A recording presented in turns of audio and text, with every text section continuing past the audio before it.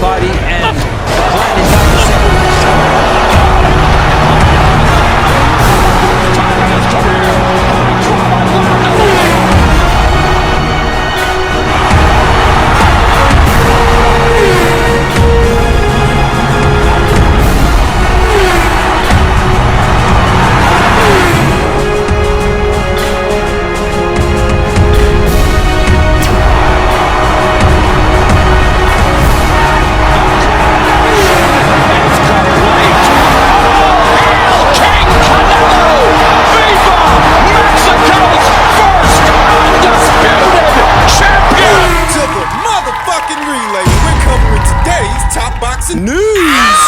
Okay, we'll start with this. In March, at the Tempo Drum in Berlin, Germany, unbeaten up-and-comer Sophie Alisch is going to be returning to action as part of a Wasserman Boxing / Pro Bellum card against an opponent that is yet to be announced on the undercard of Abbas Aru versus Brian Chavez. We've talked about unbeaten up-and-comer of Germany, Sophie Alisch. We've talked about her in previous videos, though Sophie Alisch sat out all of last year. She hasn't actually boxed since 2020. She was absent in the year of 2021. Her last fight was against Adina Kiss, and I have to be honest, she didn't look too hot in that Adina Kiss fight. She didn't look too hot at all. But she's allowed an off night. That night took place in September of 2020. It's been a year. Well over a year since then. It's not quite crystal clear to me at this time why it was that Sophie Alisch sat out all of 2021.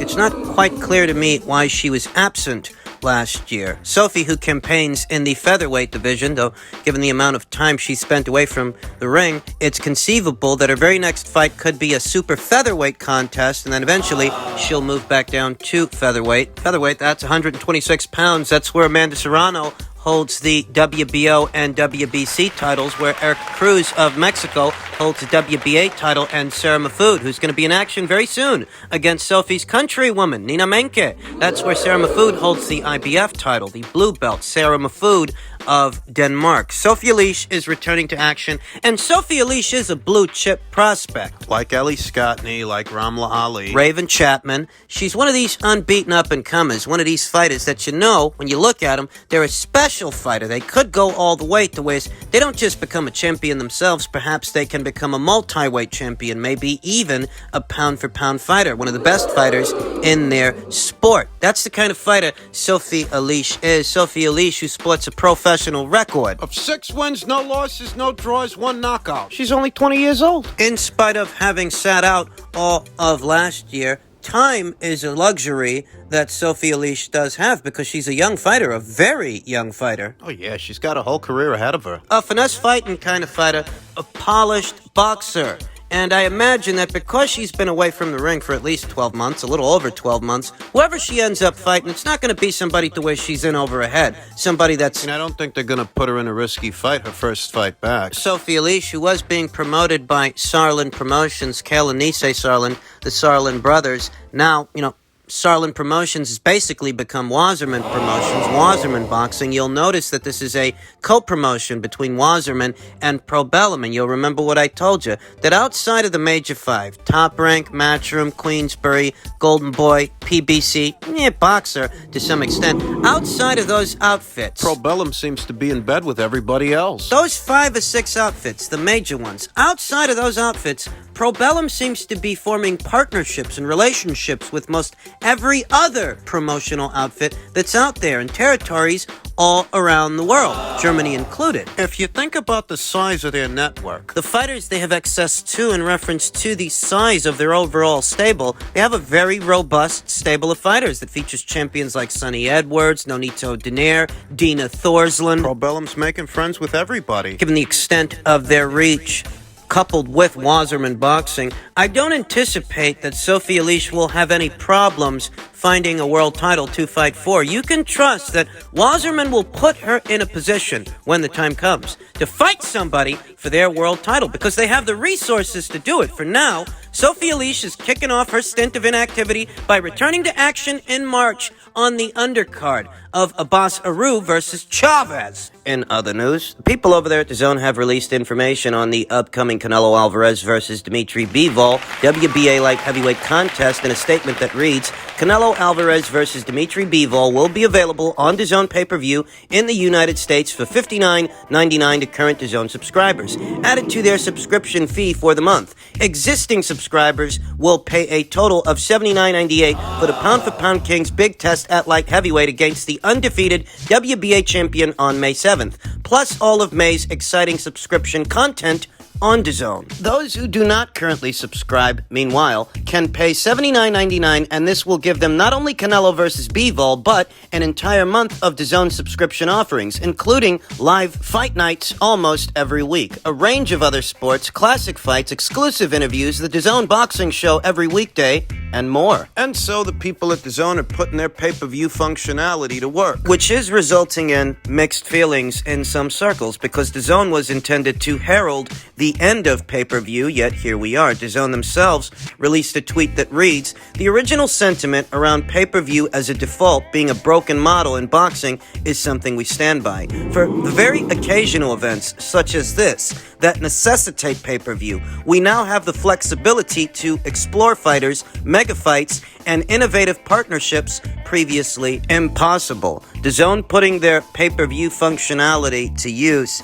is being received with mixed feelings, complaints in some circles. But here's the truth. Even if Canelo Alvarez didn't take up Matchroom and DAZN's offer, decided to go the Showtime route instead, you'd still be out the same or more money. I repeat, you'd still be out the same or more money. And that's not an annotation, an anecdote, or just an opinion. That is a fact. What do you think? The people over there at PBC and Showtime, you think they were going to give any of those fights away? You think they were going to air that on regular Showtime? They were going to charge you the same or more money to see that same Canelo Alvarez. Stop me when I tell a lie. You think the Charlo fight wouldn't have been a pay-per-view? What about the Benavidez fight? You think they were going to give that one away for free? Stefan Espinoza posted this to his social media. An attempt to highlight DAZN and Eddie Hearn's hypocrisy. Where before pay-per-view was dead, now they're putting it to use. Yesterday I was lying, today I'm telling the truth. When the truth is, you would have charged us for pay-per-views the same as they're about to. What's the goddamn difference? At least the DAZN pay-per-view comes at a discounted price for existing subscribers. With Showtime, The knife is Stefan Espinoza. before you go telling me about how DAZN's initial sales pitch was the death of pay-per-view is dead, as it were, do you remember what the PBC sales pitch was?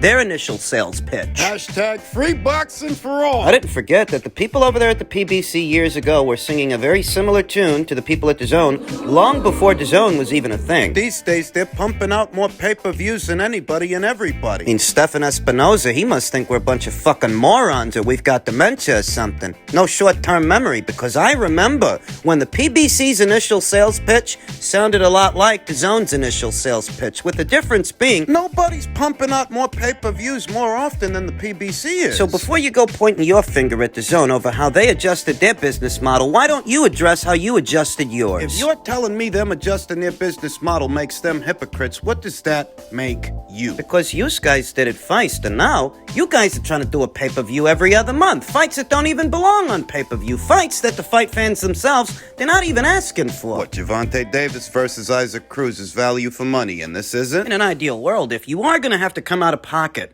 pay-per-view prices to see any boxer box, ideally, in an ideal world, it would be the number one pound-for-pound boxer in the sport. And that's not Gervonta Davis. He ain't even on the list. That's Canelo Alvarez. What do you think, Gervonta Davis versus late replacement? That's value for money? Give it a rest, Stefan, because you had every intention of staging Canelo Alvarez's fights as pay-per-views the same as DAZN. If you're saying that makes them hypocrites, well, the PBC did it first. PBC's still expecting us to purchase all of their shit shows, all of their shit pay-per-views, all of their crap. As a consumer, I can only tell you what I think, and if you want to know what I think, and you're here, so I'll assume that you do. Regardless of what Canelo Alvarez chose to do, whether he decided to go with Matchroom and DAZN or PBC and Showtime, Either way, we were going to have to come out of pocket. If he didn't take the 2-fight deal from Matchroom and he decided to box Jamal Charlo and David Benavidez instead, those would have still been pay-per-views. So what fucking difference does it make? You would have still had to come out of pocket. And even if it is a deviation from DAZN's initial business model and their initial bottom line, they're not doing anything now that the PBC hasn't done already. The pot calling the kettle black. Those things in mind, and that being said, Stefan Espinoza and the people over there at Showtime, they're not happy with this news, and neither are the guys over there at the PBC, David Benavidez in particular, who was quoted as saying, "We all knew Canelo wouldn't want to fight me. He's fought his tough fights." Yeah, he has. Now when are you gonna fight yours? He's a businessman. For him, it's not about fighting the best. It's business. I'm focused on fighting the best fights I can get with fighters who are willing to fight me. So David Benavidez is not happy with this news. A smear campaign against Canelo Alvarez, who he's fighting, his legacy, and his own as a platform, is already en route by way of Showtime, by way of the PBC. You can expect the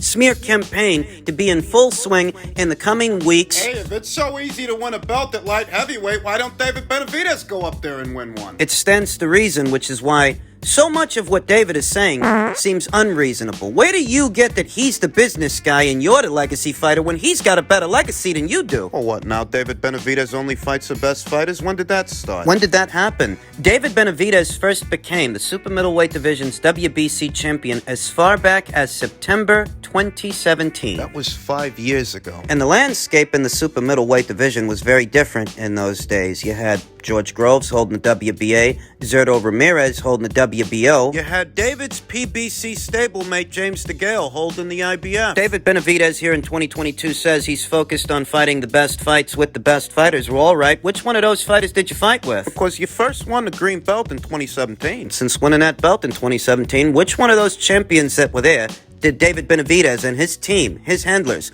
which one of those champions did he attempt to unify with? Because here in 2022, he's saying that he's focused on fighting the best. Doesn't look like it. It looks like you've been slacking and you just want a shortcut to the money. That's what it looks like. He didn't unify with the previous cycle of world champions in the super middleweight division or the one that followed. Callum Smith holding the WBA, Billy Joe Saunders holding the WBO. Caleb Plant was on your side of the street and you didn't even unify with him. David Benavidez says that for him being Canelo Alvarez, he's not focused on fighting the best. No.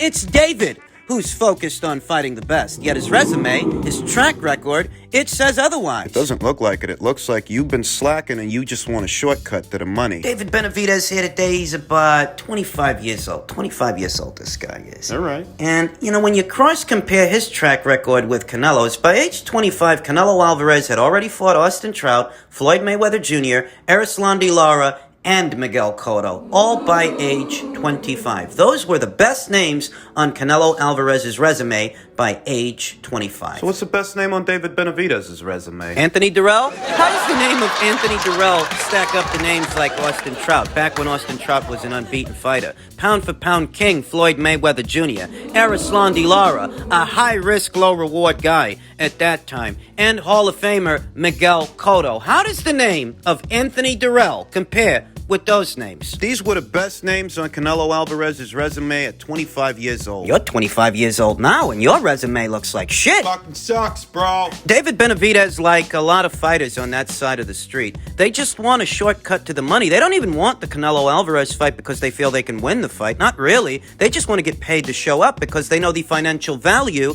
associated with the Canelo Alvarez fight, and that's all they're looking to capitalize on. You don't want to pay your dues. You just want a shortcut to the money. If we compare what you've done so far at 25 years old in the sport of boxing compared to what Canelo did by age 25 in the sport of boxing, it's crystal clear. You just want a shortcut to the money. Fucking off and treating your nose, getting stripped of the WBC title, losing it on the scales for a second time. What, you think people are going to feel sorry for you? He just wants a shortcut to the money. If he really did want to fight the best all these years, he would have been hounding Samson Lukowicz to get him a unification match. David's been there through 2 separate cycles of champions, hasn't unified with one. Not a one. And even if Samson Samson Lukowicz, your handler, is averse to making those fights. Hey, Oscar De La Hoya was averse to Canelo Alvarez fighting Erislandy Lara, but Canelo fought him anyway, so when are you gonna take control? This guy first became WBC champion in 2017. Canelo Alvarez didn't kick off his undisputed campaign until late 2020.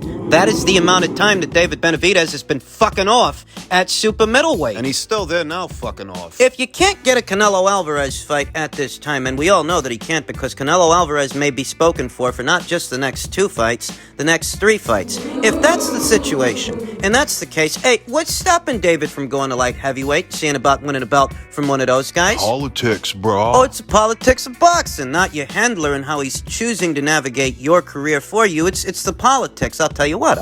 What? If That helps you sleep at night, more power to you. You ask yourself why David Benavidez finds himself in this predicament here today. It's because of all the things that didn't happen yesterday, the things that could have happened and should have happened, but didn't. And let's not pretend that somehow Dimitri Bivol is less than a David Benavidez or Jermall Charlo. Dimitri's got a belt for Canelo Alvarez to win. What's David got? Fucking sob story. The beauty of this move by Canelo Alvarez, deciding to box for the next 2 to 3 fights on Matchroom and DAZN, is it forces the PBC to either step up their game Or fade into obscurity. Those mutants on social media, they'll never say it. The mutants here on YouTube, they'll never admit it. But the PBC's matchmaking has to get better. You ain't got Canelo Alvarez to lean on for the next 2 to 3 fights. You're as good as out of the running for all of 2022 in reference to getting one of your boys a Canelo Alvarez fight. So what are you gonna do about it? Are you gonna start matching them against each other like you should have done already? Or are you gonna have them fight only once this whole year like you did Charlo last year? Look at how much that kind of scheduling has helped his situation,